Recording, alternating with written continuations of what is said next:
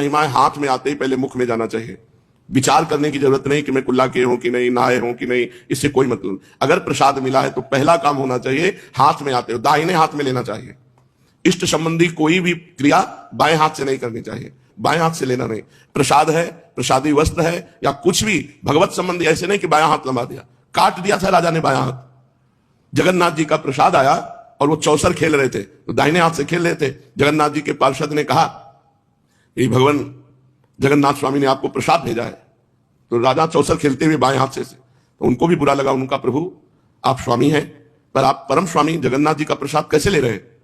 तो उनका होश आया, क्षमा कीजिए क्षमा कीजिए, चौसर में थे। उनका दाहिना हाथ किस काम में आएगा? इसने भगवान का प्रसाद नहीं लिया तो इसको कटवा देंगे। कटवा दिया, पूरा चरित्र है उसमें। दाहिने हाथ को कटवा दिया कि जब तूने बाएं हाथ ने प्रसाद लिया तू किसी काम का नहीं, इसलिए कटवा दिया। भगवत संबंधी कोई भी पदार्थ, कोई भी वस्तु प्रसादी तुरंत दाहिने या दोनों हाथ ऐसे लंबाइए, या अगर ऐसा है तो दाहिने हाथ से लीजिए। बाएं हाथ का प्रयोग नहीं, ना नमस्कार में किया जाता है ना कोई प्रसाद में। जैसे आजकल नए लड़के हैं नहीं जानते तो मोबाइल से वीडियो बना रहे हैं तो बाएं हाथ से शत्रु से किया जाता है।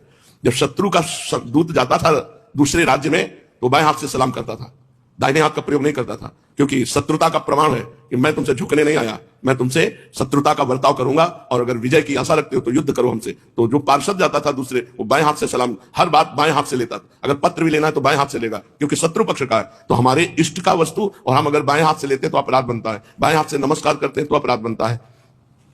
तो सबसे बड़ा